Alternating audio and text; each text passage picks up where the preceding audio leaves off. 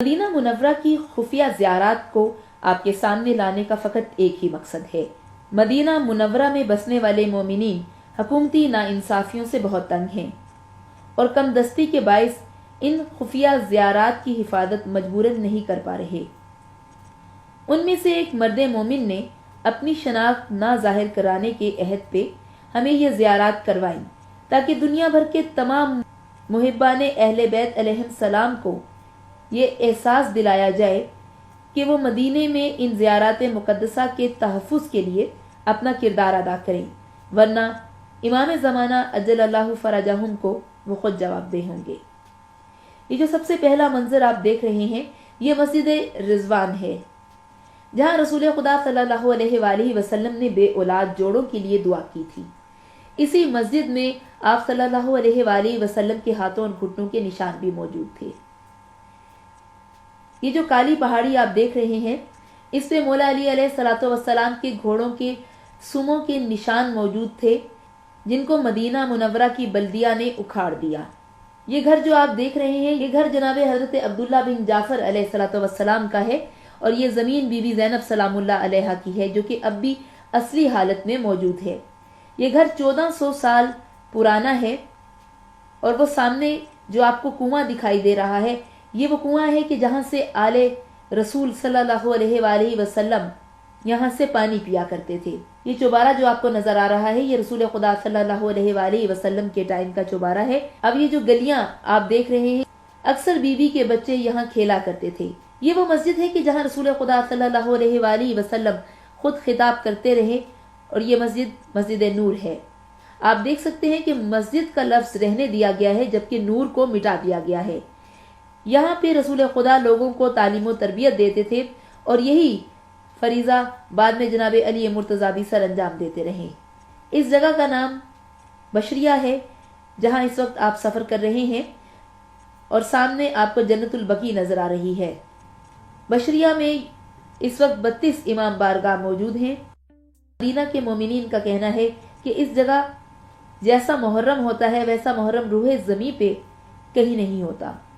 یہاں لوگ be be کے گھر میں پرسہ دینے کے لیے آتے ہیں۔ یہ جگہ جو آپ دیکھ رہے ہیں یہ مسند محمد ہے۔ مہمانوں کو اس جگہ پر کھانا کھلا کر رسول خدا صلی اللہ علیہ وآلہ وسلم کے پاس لے جایا کرتے تھے۔ یہ سارا علاقہ سادات کا علاقہ ہے، ابھی بھی یہاں سادات بستی ہے۔ یہاں پہ ہاشمی سادات زیادہ ہیں اور فاطمی سادات کم ہیں۔ یہ جو گھر آپ دیکھ رہے ہیں یہ گھر امام جعفر صادق علیہ الصلوۃ والسلام کا ہے، جو کہ گرا دیا گیا ہے۔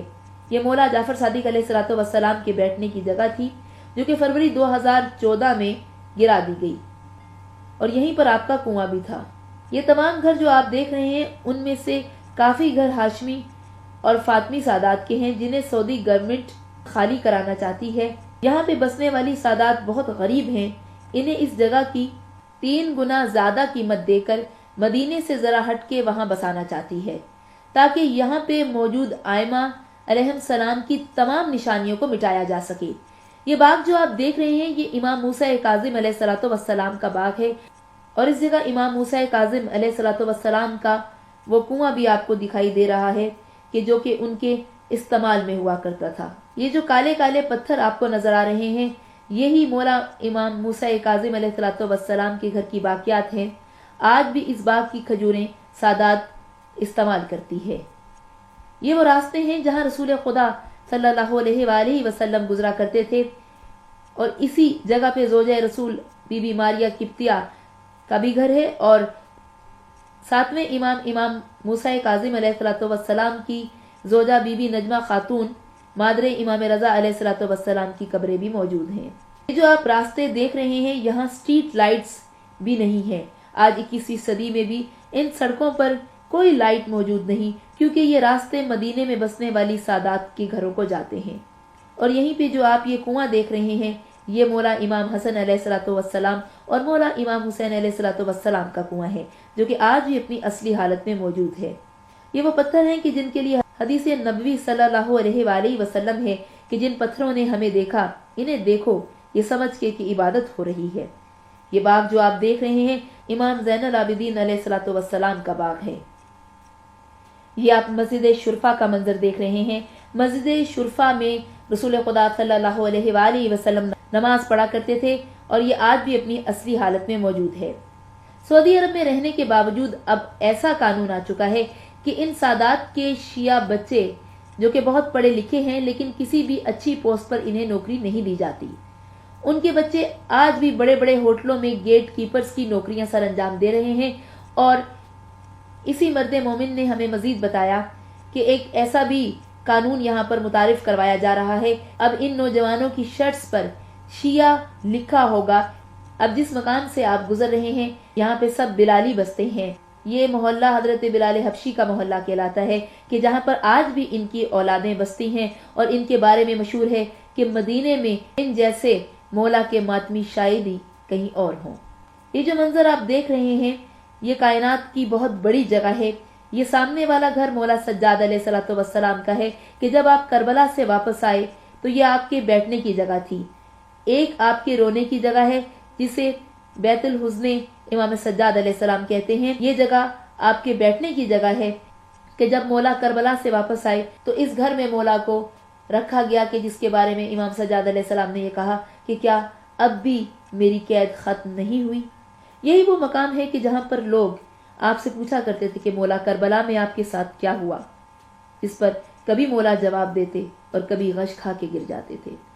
یہ باغ جو آپ دیکھ رہے ہیں یہ باغ امام زین العابدین علیہ الصلوۃ والسلام ہے جو کہ آج بھی اپنی اصلی حالت میں موجود ہے۔ یہ باغ جو آپ دیکھ رہے ہیں ایک مرتبہ کسی شخص نے رسول خدا صلی اللہ علیہ وآلہ وسلم کو دعوت دی اور یہ باغ بی بی فاطمۃ الزہرا سلام اللہ علیہا کو ہدیہ کر دیا۔ بلال حبشی بھی حضرت صلی اللہ علیہ وآلہ وسلم کے ہمراہ تھے۔ انہوں نے کہا یا رسول اللہ آپ کو مبارک ہو، آپ کی بیٹی کو یہ باغ تحفے میں ملا ہے۔ اما فضا نے سن لیا اور بی بی فاطمۃ الزہرا سلام اللہ علیہا کو بتایا کہ بی بی بلال کو بہت خوشی ہوئی کہ آپ کو یہ باغ ملا ہے۔ بی بی نے کہا کہ میری طرف سے یہ باغ بلال کو ہدیہ کر دو۔ تب سے آج تک اس باغ کا نام باغ بلال حبشی ہے اور اس باغ میں ایک کنواں بھی ہے جس کا پانی آج تک چالو ہے۔ یہ دیواریں جو آپ لوگ دیکھ رہے ہیں یہ دیواریں 1400 سال پرانی ہیں اور یہ بیت الشرف کی دیواریں ہیں۔ بیت الشرف وہ جگہ ہے کہ جہاں امام حسین علیہ الصلوۃ والسلام نے اپنی بیٹی سے گفتگو کی تھی جب مولا علیہ السلام نے مدینہ چھوڑا، اور مولا نے آخری خطبہ یہیں پر دیا تھا۔ یہ وہ خطبہ ہے کہ جس کے بعد بی بی زینب سلام اللہ علیہا نے بھائی کو پکڑ کر کہا کہ آگے بہت منزل ہے۔ یہاں پہ اپنی بیٹی سے گفتگو کی۔ بیٹی نے کہا کہ بابا آپ مجھے اپنے ہمراہ کیوں نہیں لے کے جا رہے؟ جس پر مولا نے جواب دیا ہاں بیٹا آپ میرے ساتھ نہیں جا سکتی، میں امامت کی نگاہ سے دیکھ رہا ہوں۔ بیٹی نے سوال کیا کہ بابا جب اتنی عورتیں آپ کے ساتھ جا سکتی ہیں تو میں کیوں نہیں جا سکتی؟ جس پر مولا نے اپنی دستار اپنے ہاتھ میں پکڑ کر کہا کہ پروردگار یہ بھی میرے امتحان میں شامل ہے کہ میری بچی میرے سے یہ سوال کرے کہ بابا میں کیوں نہیں آپ کے ہمراہ جا سکتی۔ مولا حسین علیہ السلام نے برملا بیت الشرف میں جتنے بھی لوگ کھڑے تھے سب کو کہا دیکھو کائنات کی ہر عورت بازار جائے گی لیکن میری ماں بازار نہیں جا سکتی۔ یہ سغرا میری ماں کی شکل ہے، اگر یہ بازار میں آئی تو قیامت آ جائے گی۔ یہاں سے بی بی واپس مدینہ الرسول چلی گئی۔ یہ وہ جگہ ہے جو انتظار بی بی سغرا سلام اللہ علیہا ہے۔ یہاں پر بی بی مولا علی اکبر علیہ الصلوۃ والسلام کے پیروں کے نشانوں پر بیٹھی رہتی تھی۔ یہاں پہ آج سے 3 سال پہلے ایک گھر تھا کہ جو کہ سادات کی ملکیت تھا۔ سادات نے غربت کے ہاتھوں تنگ آ کر اسے غیر مومن کو بیچ دیا۔ اس نے مکان گرا دیا اور اب اسے کسی اور مقصد کے لیے استعمال کرنا چاہتا ہے۔ مدینہ کے مومنین نے تمام محبان اہل بیت سے اس مقام کو بچانے کے لیے درخواست کی ہے۔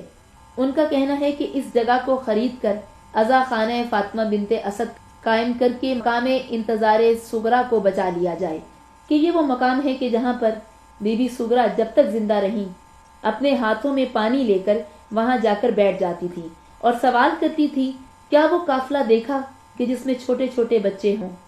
یہ جو پس قد کھجور کا درخت آپ دیکھ رہے ہیں یہ امام حسن علیہ الصلوۃ والسلام اور امام حسین علیہ الصلوۃ والسلام کے لیے خدا نے خصوصاً بھیجا۔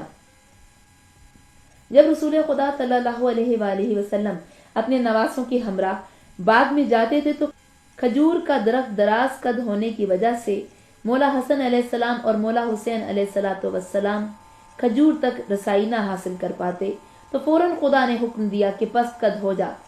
یہ کھجور کا درخت آپ دیکھ سکتے ہیں کہ اس پہ پھل کتنا نیچے اگا ہوا ہے کہ جسے آسانی سے بچے بھی توڑ سکتے ہیں۔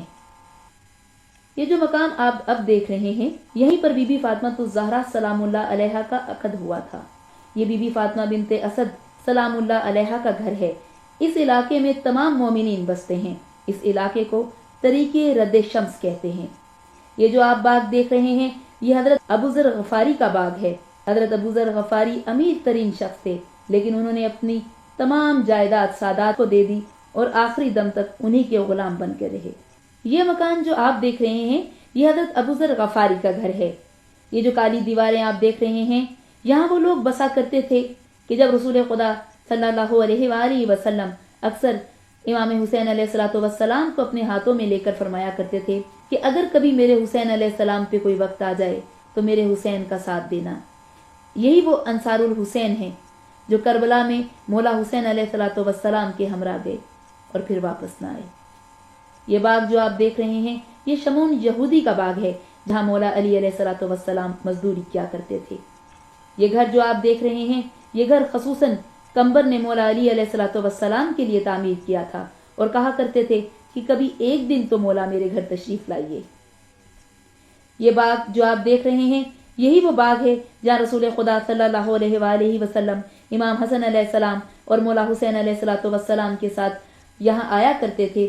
جب ان درختوں کے پتے مولا حسن علیہ السلام اور مولا حسین علیہ السلام کو چھوا کرتے تھے تو دونوں بھائی خوش ہوتے تھے۔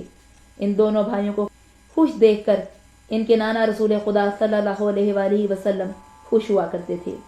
اور یہیں پر امام حسین علیہ السلام کے بیٹھنے کی جگہ بھی موجود ہے۔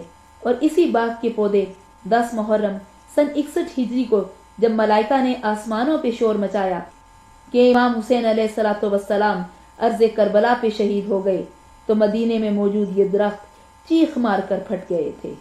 درختوں کی فطرت کو پروردگار نے مولا حسن علیہ السلام اور مولا حسین علیہ السلام کے لیے بدل دیا۔ اگر کوئی بدل نہ سکا تو مسلمان اپنے آپ کو بدل نہ سکا۔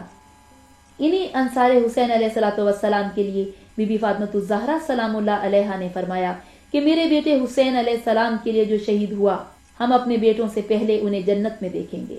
یہ باغ مولا غازی عباس علیہ السلام کی والدہ بی بی ام البنین سلام اللہ علیہا کا باغ ہے۔ یہ جگہ بی بی فاطمہ بنت کلابیہ کا گھر ہے، لیکن اس عظیم گھر پہ مکان برائے فروخت کا بورڈ لگا دیا ہے۔ مدینہ کے مومنین کا کہنا ہے اس گھر کو بچانا ہر مومن پہ فرض ہے۔ یہ جو کنواں آپ دیکھ رہے ہیں، اسے بیر غرض کہتے ہیں۔